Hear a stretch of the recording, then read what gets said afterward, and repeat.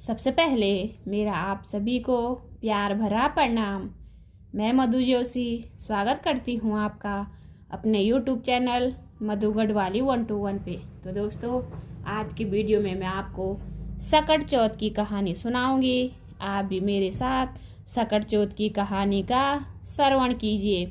कहानी ध्यान पूर्वक और पूरी जरूर सुनिएगा। सकट चौथ कब मनाई जाती है? माघ माह के कृष्ण पक्ष की चौथ को गणेश चौथ का व्रत होता है। इसे संकष्ट चतुर्थी या सकट चौथ भी कहते हैं। सुबह पहले सिर सहित नहाएं, मेहंदी लगाएं और सफेद तिल और गुड़ का तिलकुट बनाएं। एक पट्टे पर जल का लोटा, चावल, रोली, एक कटोरी में तिलकुट और रुपये रखकर जल के लोटे पर सतिया बनाकर 13 टिक्की करें और चौथ व विदायक की कहानी सुने। तब थोड़ा सा तिलकुट ले लें।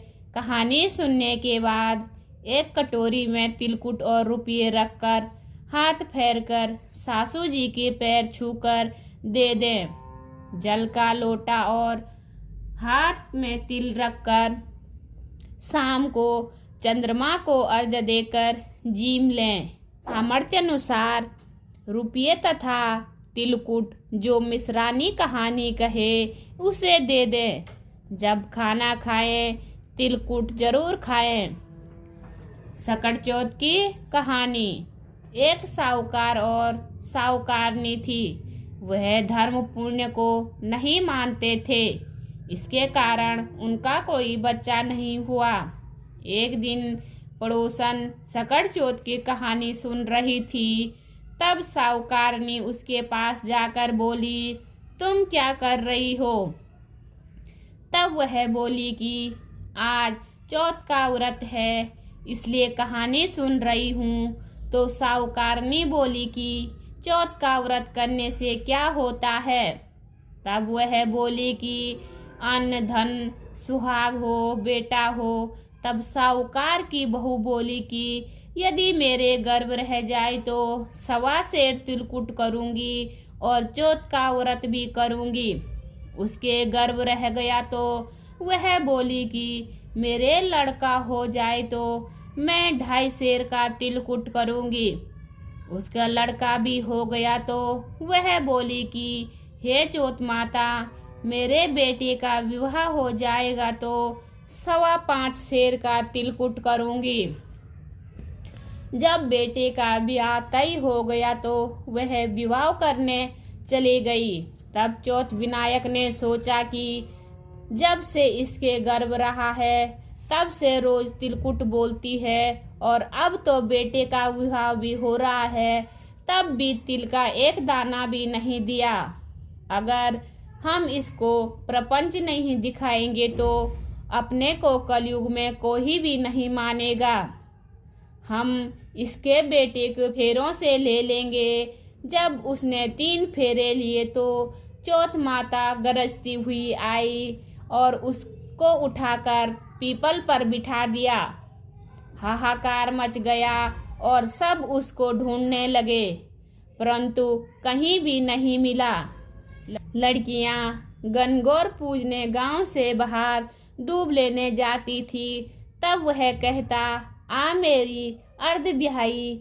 यह बात सुनकर वह लड़की सूख कर कांडा हो गई।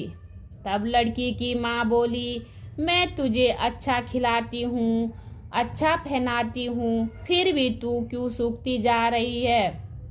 तो वह बोली कि जब मैं दूब लेने जाती हूँ तो एक पीपल में से एक आदमी बोलता है कि आ मेरी अर्ध ब्याही, और उसने मेहंदी लगा रखी है, सेहरा बांध रखा है। तो उसकी माँ उठी और देखा कि वह तो उसका जवाई है। जब वह अपने जवाई से बोली कि यहाँ क्यों बैठा है, मेरी बेटी तो अर्ध ब्याही कर दी और अब क्या लेगा?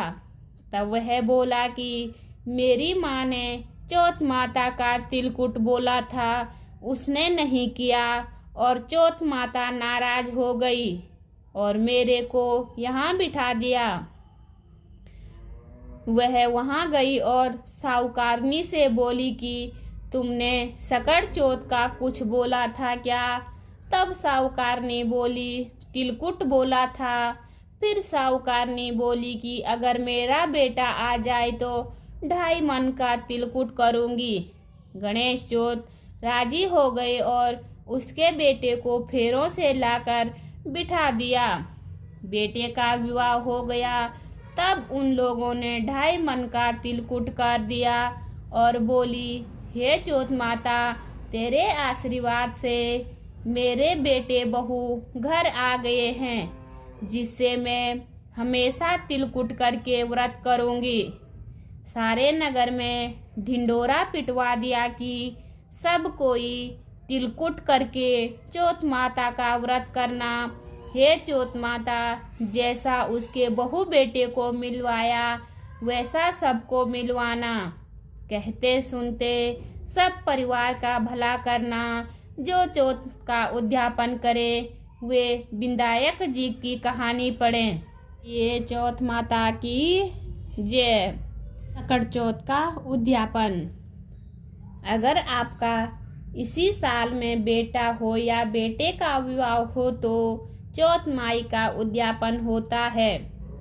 1 सेर सफेद तिल और 1 सेर गुड़ मिलाकर तिलकुट करें और 1 चम्मच से तिलकुट की तरह कुंडी करें और उस पर 1 तियल इच्छा रखकर रुपये रखकर हाथ फेरकर रोली चावल मिनस कर बाद में सासू जी के पैर छू दें।